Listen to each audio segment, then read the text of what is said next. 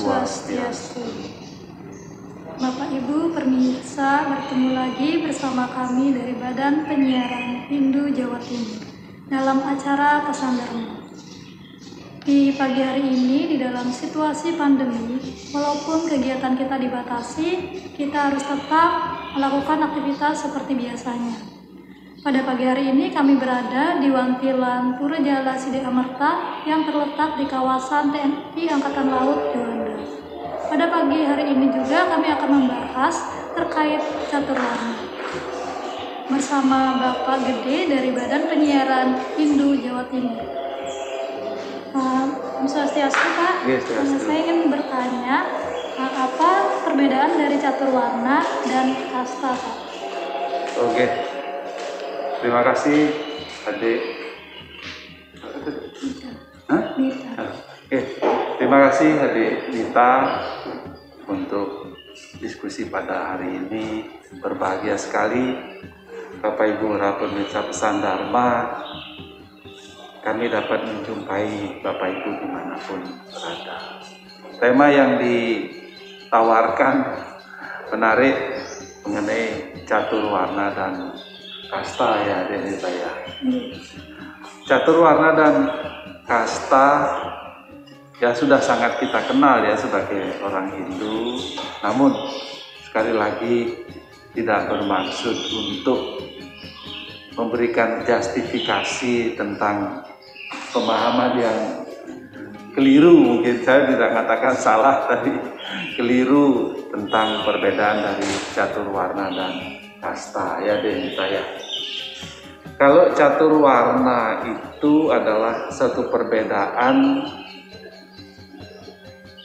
sosial manusia didasarkan atas guna karma. Guna karma itu status pekerjaan ya Denita ya. Sedangkan kasta itu kalau dalam literatur itu berasal dari kata caste, bahasa Portugis, yaitu yang berarti tingkatan atau golongan-golongan yang berdasarkan atas keturunan, jadi begitu ya. Jadi itu perbedaan mendasar. Catur warna didasarkan atas guna karma, perbedaan pekerjaan, sedangkan kasta adalah berdasarkan atas garis keturunan atau soroh, atau di Bali bilang silsilah. Dalam agama Hindu itu dikenal memang catur warna, bukan kasta ya kita. Catur warna di dalam Bhagavad Gita Adhyaya 4 Sloka 13 itu dengan tegas mengatakan catur warnyam maya sresta guna karma vibhagasa tasya kartaram avimam vidi akataram avyayam. Jadi catur warna itu diciptakan untuk menjalankan aktivitas supaya dapat berjalan sesuai dengan kemampuan atau guna karma masing-masing. Kan tidak mungkin catur warna itu kan Brahmana, Ksatria, Waisya, Sudra. Kan tidak mungkin dia status pekerjaan sebagai Sudra kemudian dia memimpin suatu upacara agama sebagai Brahmana, kan tidak bisa. Jadi sekali lagi catur warna didasarkan atas perbedaan pekerjaan Brahmana, Ksatria, Waisya, Sudra. Itu Denita perbedaan antara catur warna dan kasta. Baik Pak, terima kasih untuk jawabannya. Jadi saya ingin bertanya lagi, catur warna kan terdiri dari 4 bagian, yaitu Brahmana, Ksatria, Waisya, Sudra. Apa sih perbedaan dari masing-masing golongan tersebut, Pak? Adik Nita, pertanyaan yang sangat bagus. Jadi sekali lagi catur warna berdasarkan atas status pekerjaan ya, itu dulu kita mindset kita bawa ke sana, bukan karena keturunan ya. Brahmana adalah status pekerjaan seseorang dalam rangka mengajarkan tentang susila atau kebenaran. Jadi seorang Brahmana mengajarkan tentang ajaran-ajaran agama, mengajarkan tentang ajaran-ajaran susila, mengajarkan tentang kebenaran. termasuk juga dalam menjalankan upacara-upacara keagamaan. Karena setiap sarana upacara keagamaan itu kalau tidak dipuput oleh seorang brahmana, dikatakan maka itu tidak akan sempurna. Kunang yang durung diniksan brahmanu saluring yatnya karya swaraja kerti tan presida pupus. Jadi demikian dalam lontar yatnya prakerti mengatakan kalau upacara yatnya itu belum dihaturkan atau dipuput oleh seorang brahmana, maka upacara yatnya itu tidak dikatakan sempurna tan presida pupus.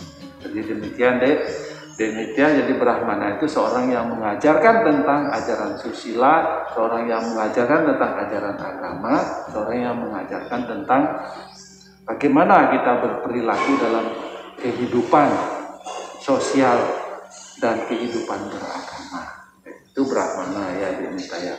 Kemudian kesatria. Kesatria itu adalah orang yang pekerjaannya sebagai pelindung, atau kalau kita kenal dalam kehidupan kita seorang tentara ya, seorang polisi dan lain sebagainya yang bersifatnya untuk memberikan rasa aman, pengamanan, bagaimana menciptakan satu kehidupan yang damai, kehidupan yang harmonis sehingga semua dapat menjalankan kewajibannya masing-masing. Bahkan seorang ayah pun sebenarnya adalah seorang ksatria yang ketika dia melindungi keluarganya, ketika dia melindungi anak istri dan seluruh harta yang ada dalam rumah tangganya, itu juga seorang ksatria.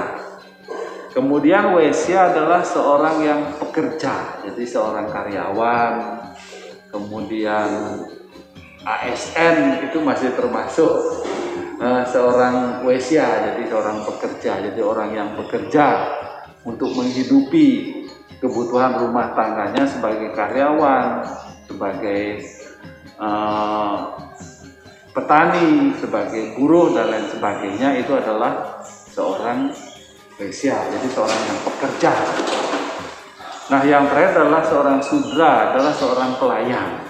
Jadi pelayan itu bisa disebut sebagai pembantu rumah tangga. Itu sebut sebagai seorang Sudra. Jadi seorang pengemis pun adalah seorang Sudra ya. Jadi demikian diminta, jadi Ksatria, Brahmana, Waisya, Sudra. Brahmana, Ksatria, Waisya, Sudra itu didasarkan atas kembali lagi perbedaan pekerjaan. Jadi ketika seorang guru itu masih termasuk Brahmana.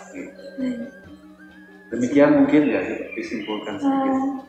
Jadi para pemirsa Pesan Dharma, dari diskusi kami dapat disimpulkan bahwa perbedaan antara caturwarna dan kasta itu adalah caturwarna merupakan golongan yang dibedakan atas pekerjaannya, sedangkan kasta itu merupakan suatu golongan yang berdasarkan silsilah keluarga atau keturunan.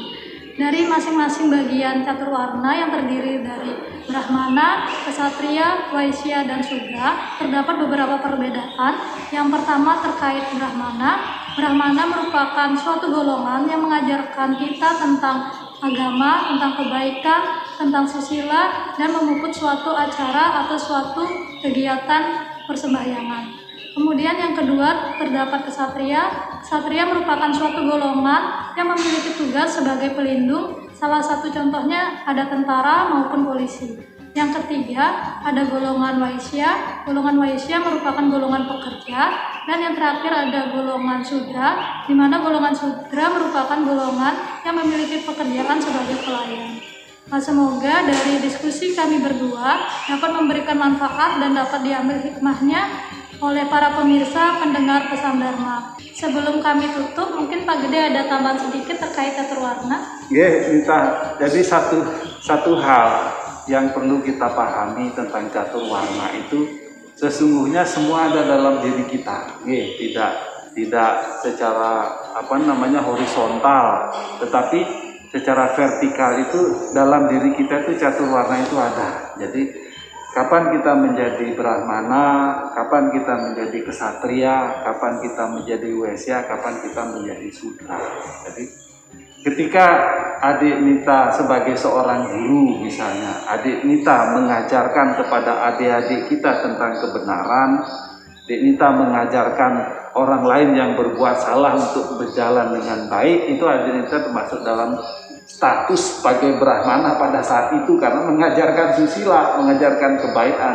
Nah, ketika Dek Dinta misalnya di jalan ada orang yang mengganggu, Dek Dinta mempertahankan diri untuk menyelamatkan diri, mungkin ingin dirampok atau ingin dibegal atau apa, adik berjuang untuk mempertahankan diri supaya tetap selamat. Ketika itu Dek Dinta adalah seorang kesatria untuk menegakkan ajaran Dharma. Begitu juga ketika ada orang lain bertanya tentang agama kita, mungkin dalam tanda petik mereka bertanyanya termasuk melecehkan, adik menegakkan, meluruskan, itu termasuk adik sebagai kesatria pada saat itu mempertahankan ajaran Dharma, menyampaikan. Nah, ketika Dek Dinta nanti sudah berkeluarga, tentu menghidupi keluarga, mencari harta supaya keluarga ini bisa hidup, anak-anak bisa sekolah, itu kita sebagai kesatria, kita berjuang. Nah, bahkan adik lagi sekolah sekarang, kuliah ini pun kan bekerja, itu pun sebagai seorang wesya. Ingat,